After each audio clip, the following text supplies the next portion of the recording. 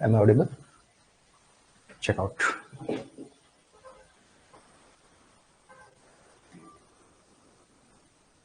आवाज चेक कर लीजिए. हाँ, ये शेयर. स्टार्ट करते हैं. अजय, सौरभ, मनोज.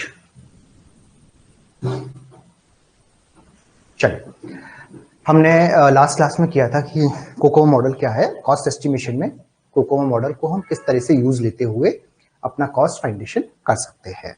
ठीक है, तो मैंने आपको बताया था कि 3 तरीके के मॉडल्स होते हैं आपके: basic COCOMO model, intermediate COCOMO model और डिटेल कोकोमो मॉडल.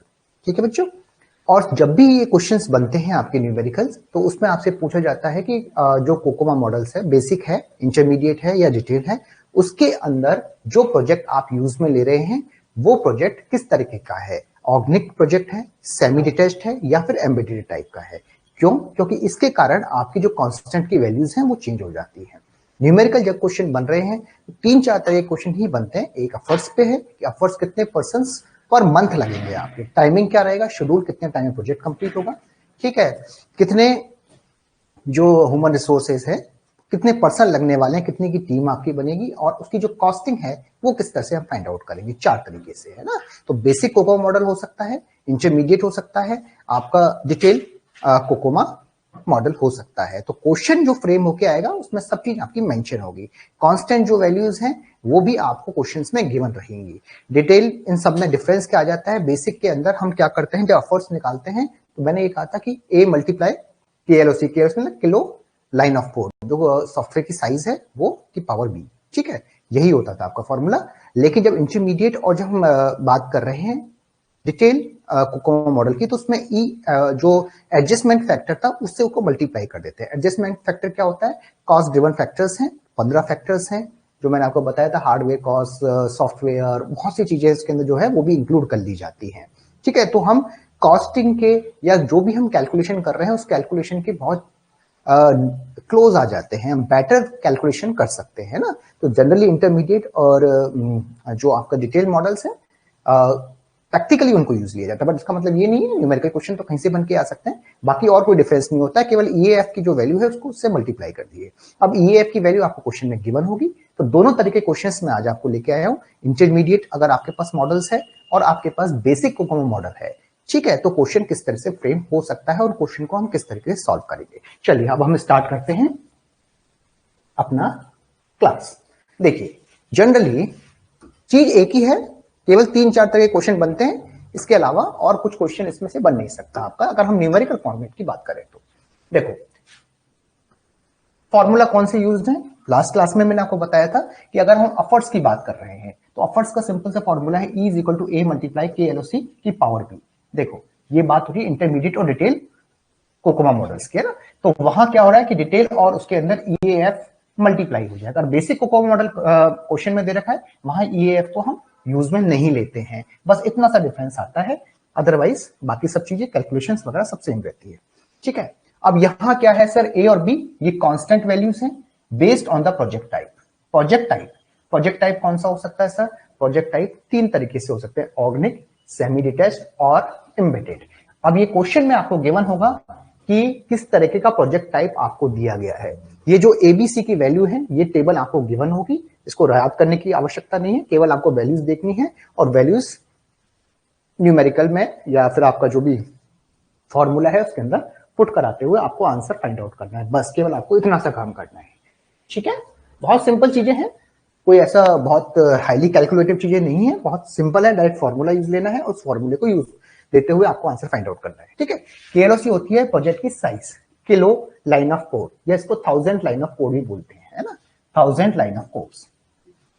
ठीक है, EAF है effort adjustment factor, product of all cost drivers. Cost drivers intermediate के अंदर कितने होते हैं? 15 कॉस्ट ड्राइवर्स होते हैं. ठीक है, डिटेल के अंदर और भी ज्यादा होते हैं, लेकिन अब आपको ये कॉस्ट ड्राइवर्स की वैल्यू नहीं हो, डायरेक्टली आपको EAF दे रखा होगा आपको क्वेश्चंस के अंदर. ठीक है, उनको आपको मल्टीप्लाई कर देना है. ठीक है, या फिर ऐसा भी हो सकता है कि अगर हम क्वेश्चंस को और भी टिपिकल बनाने की कोशिश करें या उसको स्टूडेंट्स को थोड़ा सा घुमाने की कोशिश करें, तो हो सकता है ईएएफ ना देके कॉस्ट ड्रिवंस की वैल्यूज दे रखी हो आपको, उन वैल्यूज को आपस में मल्टीप्लाई कर दीजिए और सीधा मल्टीप्लाई कर दीजिए, है ना। तो क्वेश्चन किसी फ्रेम में दे रखा हो, क्वेश्चन को समझो, पूछा क्या है, वैल्यूज को देखो और फॉर्मूले पुट कराना है, इसके अलावा कुछ नहीं करना होता है ना। तो 3 चीज चार्ट पे देखिए कि पहला आपको कौन सा कोको मॉडल दे रखा है, बेसिक दे रखा है, इंटरमीडिएट दे रखा है, डिटेल दे रखा है। इंटरमीडिएट और अगर आपको डिटेल दे रखा है तो ईएफ की वैल्यू 100% आपको गिवन होगी, अदरवाइज आप फाइंड आउट नहीं कर सकते, या फिर आपको कॉस्ट गिवन होगा, उनको आपस में मल्टीप्लाई करके तो एक ईएफ की वैल्यू आ जाएगी, ईएफ की वैल्यू को फिर आप इसे मल्टीप्लाई कर दीजिए इस फॉर्मूले पर रख दीजिए। और बेसिक कोको मॉडल है, वहां ईएफ की कोई वैल्यू की रिक्वायरमेंट नहीं होती, केवल ये फॉर्मूला होता है। ठीक है बच्चों, अब आ जाते हैं सीओडी। अब है टाइम, तो ये तो निकाल दिया एफर्ट्स, ठीक है। टाइम निकाल रहे हैं, टाइम का मतलब है कितने टाइम के अंदर आपका प्रोजेक्ट कंप्लीट हो जाएगा ना। एक है आपका एफर्ट्स निकालना, दूसरा है टाइम निकालना। टाइम का फॉर्मूला है, टाइम मतलब schedule, time schedule, C is equal to E की पावर डी। ई क्या है, एफर्ट्स, पहले एफर्ट्स निकालेंगे उसके बाद हम टाइम निकालते हैं। C और D की वैल्यू भी आपको टेबल में गिवन होगी, ठीक है। CD constant based on the project type, ये प्रोजेक्ट टाइप पर बेस्ड है कि किस तरह का प्रोजेक्ट आप यूज ले रहे हैं, ठीक है। आप ऑर्गेनिक है, सेमी अटैच है, या फिर आपका एम्बेडेड टाइप का प्रोजेक्ट है। Team size in person, team size हम कैसे निकालेंगे कि टीम की कितनी साइज रिक्वायरमेंट होगी, तो एफर्ट्स हमारे पास है, टाइम हमारे पास है, E डिवाइडेड बाय T कर दीजिए। और कॉस्ट क्या होगी सर, कॉस्ट निकालने के लिए अब आपने आगे कॉस्ट, हम भाई हमने सारा काम तो कर लिया, बट हम कॉस्ट कैसे निकाले, तो एफर्ट्स आप निकाल चुके हो, एस है कि भाई हम पर पर्सन मंथ में कितनी सैलरी दे रहे हैं, और एफर्ट्स हम निकाल चुके हैं, इसको मल्टीप्लाई करने से आपकी कॉस्ट आ जाएगी, ठीक है। तो ये 4 फॉर्मूले हैं, एफर्ट्स, टाइम, टीम साइज और कॉस्ट। इन चारों का ही आपके न्यूमेरिकल क्वेश्चन बनते हैं, इसके अलावा एक भी न्यूमेरिकल क्वेश्चन आपका नहीं बन सकता कोकोमा मॉडल पे, ठीक है। क्लियर है बच्चों, कोई डाउट है तो बता दीजिए। सिंपल है, कुछ भी नहीं है, आपको केवल 3-4 चीजों ध्यान रखना है। क्वेश्चन की लैंग्वेज को ढंग से पढ़ना है, पूछा क्या गया है, इंटरमीडिएट पूछा गया, बेसिक पूछा गया या फिर डिटेल पूछा गया है ना। इंटरमीडिएट डिटेल होगा तो ईएफ का रॉल आ जाएगा आपका, तो ईएफ की डायरेक्ट वैल्यू दे रखी है, या फिर आपको कॉस्ट ड्राइवर्स दे रखे हैं, कॉस्ट ड्राइवर दे रखे हैं तो मल्टीप्लाई कर दिए, ईएफ की डायरेक्ट वैल्यू दे रखी है तो ईएफ की डायरेक्ट वैल्यू को पता लगा दीजिए। 99% केसेस में ईएफ की डायरेक्ट वैल्यू गिवन होती है आपको, ठीक है। और बेसिक कोको मॉडल में इसका कोई रोल नहीं होता है, बस इतनी सी बात है, बाकी निकालने का तरीका सबका सेम है, सबके फॉर्मूले सेम है, कुछ भी डिफरेंस नहीं है, ठीक है बच्चों, क्लियर है। अब आते हैं हम नेक्स्ट पे। ये मान लीजिए आपका कोई ऑर्गेनिक टेबल आपको गिवन है ना, ये इस तरह से। अब क्वेश्चन है आपका,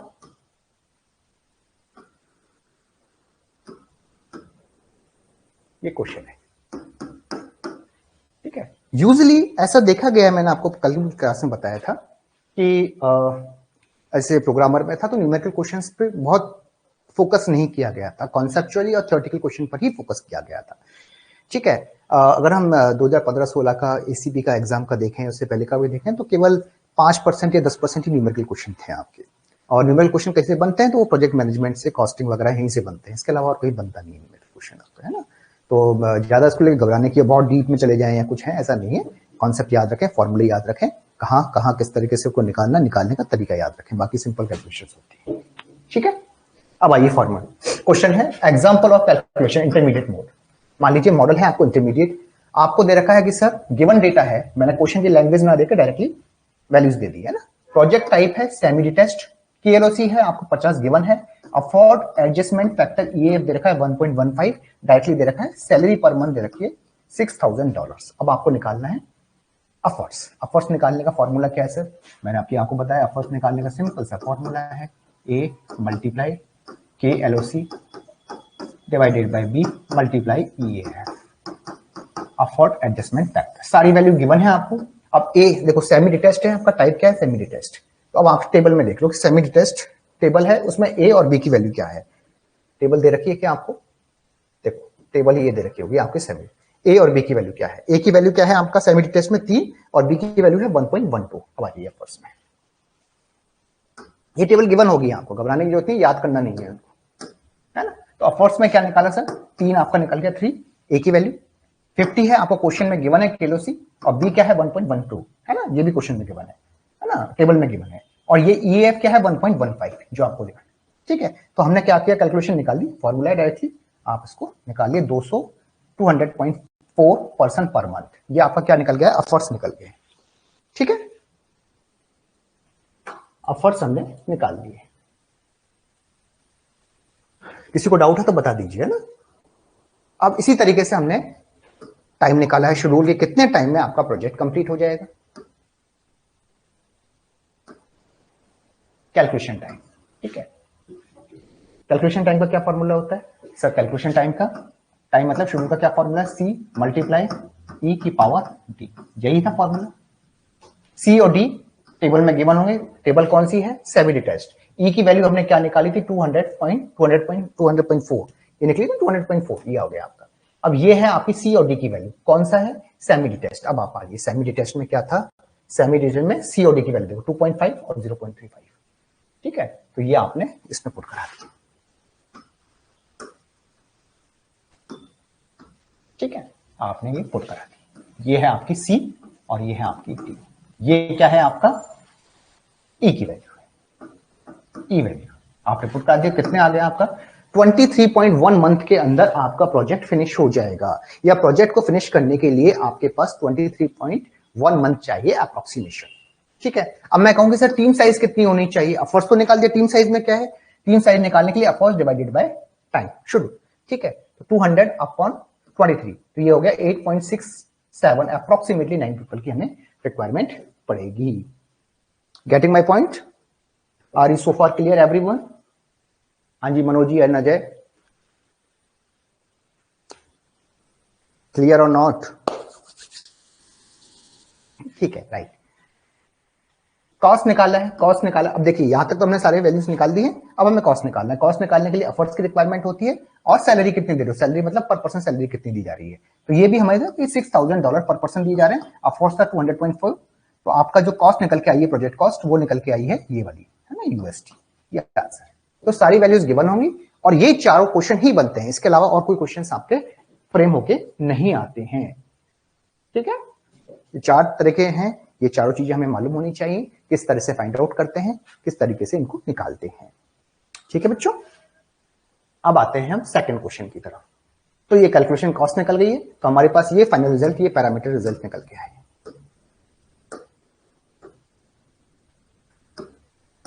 ये हमारे पास रिजल्ट निकल के आए हैं। अब फर्स्ट निकल के आया इस क्वेश्चन का ये टाइमिंग, मतलब शेड्यूल कितने टाइम में कंप्लीट हो जाएगा, टीम साइज क्या होगी 9 पीपल, एंड टोटल कॉस्ट क्या होगी, ये कॉस्ट निकल के, ठीक है। तो न्यूमेरिकल क्वेश्चन में आपसे केवल ये चारों चीजें ही पूछी जा सकती है ना।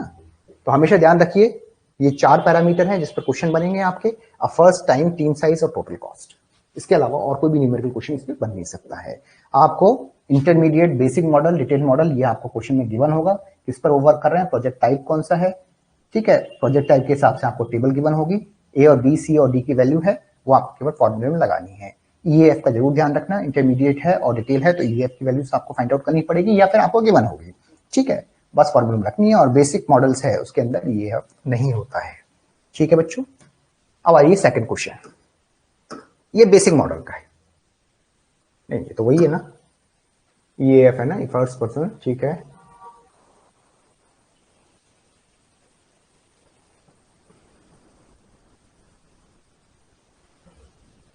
बेसिक मॉडल्स का है कि, चलिए और नेक्स्ट, चलो एक क्वेश्चन और है इसी के अंदर, सेम चीज है, ठीक है, वैल्यू चेंज कर दी है आपकी, ठीक है, वही चीजें हैं आपकी, कोकोम मॉडल का है, बट ध्यान रखना ये आपका इंटरमीडिएट मॉडल होगा या फिर आपका डिटेल मॉडल होगा, क्योंकि ईएएफ की वैल्यूज आपको गिवन है, ठीक है। जो क्वेश्चन किए ना वही क्वेश्चन है, अलग से कुछ नहीं है ना, सारी चीज वही है, आपको टेबल गिवन है और ये आपको एक क्वेश्चन दे रखा है इसमें, बेसिक का नहीं है, ये भी इंटरमीडिएट्स का या डिटेल का है, एग्जाम्पल कैलकुलेशन है। अब ये प्रोजेक्ट है सेमी डिटैच्ड टाइप का, केएलओसी 50 दे रखा है, ये 1.1 दे रखा है, सैलरी दे रखी है 5000। अब इसमें और पुराने क्वेश्चन में क्या डिफरेंस है बता दीजिए, कोई डिफरेंस नहीं है ना, केवल वैल्यूज चेंज कर दी है ना। अब आपकी देखो ईएफ की वैल्यू वहां अलग थी, यहाँ अलग है, वहां 6000 थी सैलरी, यहाँ 5000 है, केएलओसी वहां शायद अलग था, यहाँ 50 कर दिया है, और सारी वैल्यूज आपको गिवन है, बस और कुछ नहीं करना है। जैसे वैल्यूज दे रखे हैं उस हिसाब से फॉर्मूले के अंदर आप पुट करा दीजिए और आंसर को फाइंड आउट कर लीजिए। करना कुछ भी नहीं है, केवल फॉर्मूला याद रखना है और कुछ नहीं है ना। अब देखिए कैलकुलेशन एफर्ट्स है, टाइम निकाला है, टीम साइज निकाली है, एल कैलकुलेशन कॉस्ट निकाली है, ये चारों चीजें ही निकलवाता है आपसे। अब डायरेक्ट फॉर्मूला लगा दीजिए, ई है, ये ई है ना, ये टी है, ये आपका ये है, ठीक है, ई कैसे निकाला, ई वही है आपको, E is equal to A multiply K L O C divided power B multiply E A F, बस यही है आपका, निकाल लो। ए की वैल्यू गिवन है आपको, ए की वैल्यू कहां से, 3 कहां से निकली है सर, टेबल से निकली है, टेबल आपको गिवन है। ठीक है, बी की वैल्यू 1.12 क्या है, ये भी आपके टेबल से निकली है। सेमी डिटैच टेबल देखना आप, जैसे सेमी डिटैच टेबल है ना, अब यहाँ ए की वैल्यू 3 है, 1.12। ठीक है, तो ये वैल्यूज हमने फाइंड आउट की है। ये टेबल आपको गिवन होगी क्वेश्चन में, इसलिए याद वाद नहीं करना है, कहीं याद करने लगे हो, है ना। तो ये ए की वैल्यू हो गई आपकी, ये आपकी बी की वैल्यू है, ये आपका ई ए एफ है। ठीक है, ये आपका क्या है, के एल ओ सी है, के एल ओ सी। ठीक है,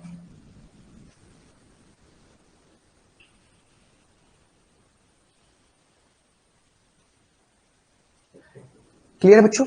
तो आपने क्या किया सर, ई की वैल्यू करवा दीजिए, तो आपका यह है 1.191.7% पर मंथ। कैलकुलेशन टाइम में मतलब शेड्यूल निकाला है, कितने टाइम में प्रोजेक्ट आपका फिनिश हो जाएगा। तो टी क्या है आपका, टी का भी डायरेक्ट फॉर्मूला था आपका, T is equal to C multiply E power D, यही था आपका।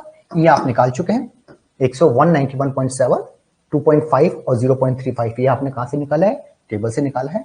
ठीक है, तो हमारे पास ये टी आ गया है 22.75 मंथ। ठीक है, टीम साइज है, टीम साइज हम कैसे निकालते हैं, टीम साइज है, टीम साइज है आपका एफर्ट्स अपॉन टाइम, तो आपने निकाल दिया, लगभग 8 पीपल्स की टीम चाहिए आपको, है ना। और कॉस्ट कैसे निकालते हैं सर, कॉस्ट है ई मल्टीप्लाई एस, ई मतलब एफर्ट्स, एस है, एस मतलब सैलरी है, एक पर्सन को हम कितनी सैलरी देंगे, एफर्ट्स है कि सर हमारे पास पर मंथ में 191.7% लग सकते हैं, तो हमारे पास ये कॉस्टिंग आ जाती है सॉफ्टवेयर की कॉस्टिंग। ठीक है, कुछ नहीं करेगा, मैं कह रहा हूं आपको केवल इसी तरीके से क्वेश्चंस को, अब ये पूरा इसका जो रिजल्ट निकल के आए हैं वो ये रिजल्ट है। ठीक है, तो हमारे पास क्या हुआ है, आपको केवल इतना सा ध्यान रखना है, जब भी आपसे क्वेश्चन निकलवाएगा एग्जामिनर, तो आपको कुछ चीजें गिवन होंगी क्वेश्चन के अंदर। ठीक है, सबसे पहले वो आपको ये बताएगा क्वेश्चन के अंदर कि आप जो मॉडल ले रहे हैं वो कौन सा मॉडल है। ठीक है, बेसिक है या फिर इंटरमीडिएट है या फिर डिटेल्ड है। ठीक है, ये क्वेश्चन में आपका गिवन होगा आपको, इसलिए घबराने की आवश्यकता नहीं। बेसिक है तो फिर किस तरह का प्रोजेक्ट टाइप है, एक तो ये इंफॉर्मेशन आपको हमेशा गिवन होगी। सेकेंड इंफॉर्मेशन गिवन होगी जो प्रोजेक्ट टाइप है वो क्या है, वो आपका ऑर्गेनिक टाइप का है या फिर सेमी है, सेमी डिटैच्ड है या फिर एम्बेडेड है।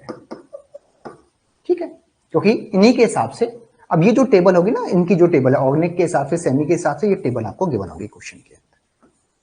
ठीक है, तो इस टेबल के हिसाब से ए की वैल्यू निकल जाएगी, बी की वैल्यू निकल जाएगी, सी की वैल्यू निकल जाएगी और डी की वैल्यू निकल जाएगी, बाकी तो कुछ भी नहीं है, सेम फॉर्मूला है। अब आप ये देख लीजिए, बेसिक है, इंटरमीडिएट, डिटेल्स है, तो बेसिक के अंदर फॉर्मूला और इंटरमीडिएट और डिटेल फॉर्मूला में अंतर ये होता है कि इसमें ईएएफ की वैल्यू भी होती है, एडजस्टमेंट फैक्टर्स, ये भी आपको साथ में गिवन होगा, जिसको मल्टीप्लाई करना पड़ेगा एफर्ट्स के साथ। ठीक है, और बेसिक के अंदर ईएएफ का कोई काम नहीं होता है, बस ये पूरी कहानी है। 4 तरह के क्वेश्चंस बन सकते हैं आपसे, एक आपसे एफर्ट्स निकलवाया जा सकता है, एफर्ट, दूसरा क्या है आपसे टाइम निकलवाया जा सकता है, कितने टाइम के अंदर प्रोजेक्ट कंप्लीट होगा। ठीक है, तीसरा है टीम साइज, टीम साइज कितनी चाहिए इसको कंप्लीट करने में, तो टीम साइज आपको निकलवाई जा सकती है। और क्या है, कॉस्ट, कॉस्टिंग आपकी फाइंड आउट करवाई जा सकती है। ये 4 पैरामीटर हैं जिन पर आपसे क्वेश्चन पूछे जा सकते हैं।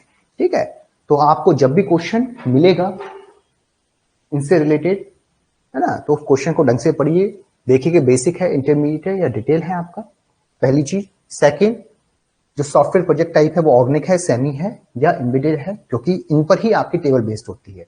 टेबल की जो कांस्टेंट वैल्यू है एबीसीडी की, वो इस पर बेस्ड होगी, वो केवल गिवन होगी आपको।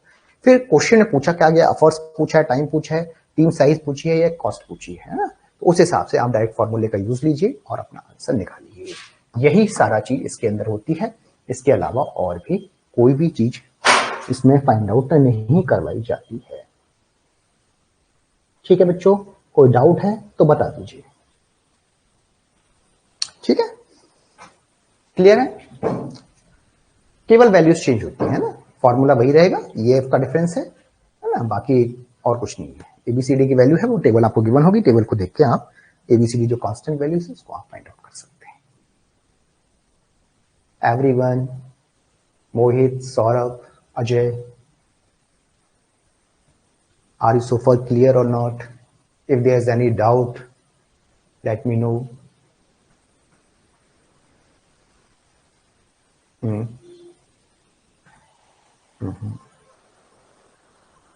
देखो ऐसा है, ये जो जनरली सॉफ्टवेयर प्रोजेक्ट मैनेजमेंट है, ये यूजुअली एग्जामिनेशंस दूसरे एग्जामिनेशन में नहीं पूछा जाता है, ये जनरली केवल आपके आरपीएससी के अंदर ही है और कुछ एक दो एग्जाम्स में है। ठीक है, तो आपको बहुत ज्यादा क्वेश्चंस स्पेशली सॉफ्टवेयर इंजीनियरिंग के मिल जाएंगे आपको, लेकिन सॉफ्टवेयर प्रोजेक्ट मैनेजमेंट के थोड़े से कम मिलते हैं अगर हम प्रैक्टिस पर्पज पे बात करें। मैंने पहले भी कहा था कि भाई हमारे पास 1000-1500 ऑलरेडी क्वेश्चंस हैं एमसीक्यूज सॉफ्टवेयर इंजीनियरिंग है, और इसके भी हम मिला के आपको जो भी क्वेश्चन होंगे 1500 क्वेश्चन एमसीक्यूज वो प्रोवाइड कर देंगे, है ना। तो प्रैक्टिस पर्पज से आपके लिए हेल्पफुल हो जाएगी। बाकी तो हम क्लास ले ही रहे हैं, है ना, बहुत लंबा कोर्स नहीं है, मैंने आपको पहले ही बताया था। केवल सॉफ्टवेयर प्रोजेक्ट मैनेजमेंट की बात करें तो 15-20 क्लासेस में हार्डली होती है ना, तो धीरे धीरे अपन चलते रहेंगे, हो जाएगा फिनिश, ऐसा कोई इशू वाली बात नहीं है। ठीक है, बस ये है कि जहां जहां टिपिकल्स लग रहे हैं वो करते रहे, और क्वेश्चन इसलिए कीजिएगा एमसीक्यू क्योंकि लैंग्वेज पे कई बार वो क्वेश्चन बनाते हैं और कई बार ऐसा लगता है कि ये आंसर भी हो सकता है, ये आंसर भी हो सकता है, तो वहां थोड़ा सा सॉफ्टवेयर इंजीनियरिंग ये थोड़ा कंफ्यूजिंग क्रिएट कर देते हैं ना। डीबीएमएस हुआ, नेटवर्किंग है, ये कॉन्सेप्चुअल बेस है तो है, नहीं है तो नहीं है ना। कंफ्यूजिंग वाला कोई पैरामीटर नहीं होता है वहां पर, लेकिन यहाँ क्या है कि बहुत बार ऐसा देखा गया है कि कंफ्यूजिंग पैरामीटर्स आ जाते हैं, लैंग्वेज को घुमाने से स्टूडेंट थोड़ा सा कंफ्यूज हो जाता है। न्यूमेरिकल वगैरह में नहीं होंगे, लेकिन लैंग्वेज में सॉफ्टवेयर प्रोजेक्ट मैनेजमेंट में ज्यादा प्रॉब्लम नहीं आएगी। ये दिक्कत आती है सॉफ्टवेयर इंजीनियरिंग के अंदर। Software project management software engineering का ही पार्ट है, ठीक है, लेकिन हम अगर एसीपी के सिलेबस के हिसाब से देखें तो हमने इसको सेपरेट कर रखा है ना। उस पॉइंट ऑफ व्यू से हम देखें तो सॉफ्टवेयर इंजीनियरिंग है वो उसमें क्वेश्चंस काफी ज्यादा लैंग्वेज बेस्ड बन सकते हैं, है ना। तो वहां थोड़ा सा आपको क्या है कि बहुत गहराई से लैंग्वेज बाई लैंग्वेज की क्वेश्चन को ध्यान से करते हुए आगे बढ़ना है, और जितना एमसीक्यू कर सकते हैं आपका ब्रेन ओपन होता चला जाएगा, है ना।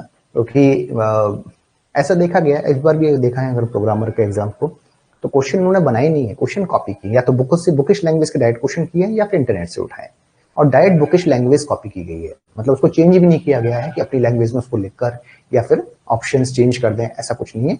डायरेक्ट कम से कम 15 या 20 क्वेश्चन सॉफ्टवेयर इंजीनियरिंग के ऐसे थे जो बुकिश लैंग्वेज पर as it is bookish language copy करके देती है ना।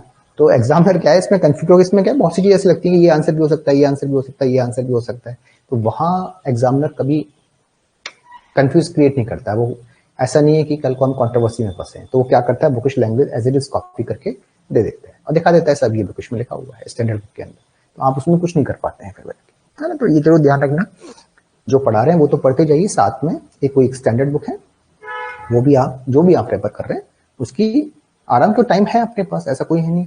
और जो सॉफ्टवेयर इंजीनियरिंग में बहुत बड़ा रोल अदा करने वाला है जो सेकंड पेपर है आपका, स्पेशली एसीपी के अंदर, क्योंकि 100 क्वेश्चन इस पर आने वाले हैं, तो हमारे पास अगर टाइम है तो हम पूरे बुक को लाइन वाइज लाइन पढ़ते रहिए आराम से, काफी इनफ टाइम है आपके पास, ऐसा कुछ भी नहीं है। 1-2 महीने में वैसे कैसा भी कोर्स हो सॉफ्टवेयर इंजीनियरिंग आराम से हो जाता है, ठीक है। एक पूरा ओवरव्यू हम यहाँ क्लास में दे ही रहे हैं, लेकिन साथ के साथ आप भी उसको पढ़ना स्टार्ट करें इसको, है ना। कोई भी स्टैंडर्ड बुक है जो भी आप रेफर कर रहे हैं, नहीं होगा तो मैं बता दूंगा आपको, ठीक है, तो वो चीज भी आप वहां से कर सकते हैं, ठीक है। तो ये चीजें करते रहें बस, और तो कुछ भी नहीं है।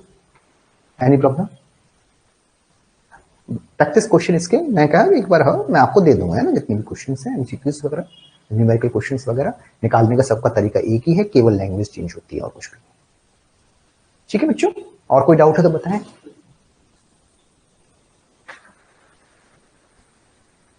एनीवन?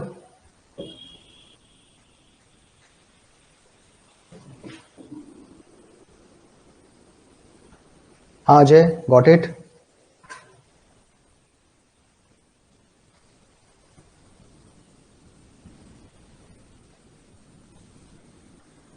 ठीक है ना।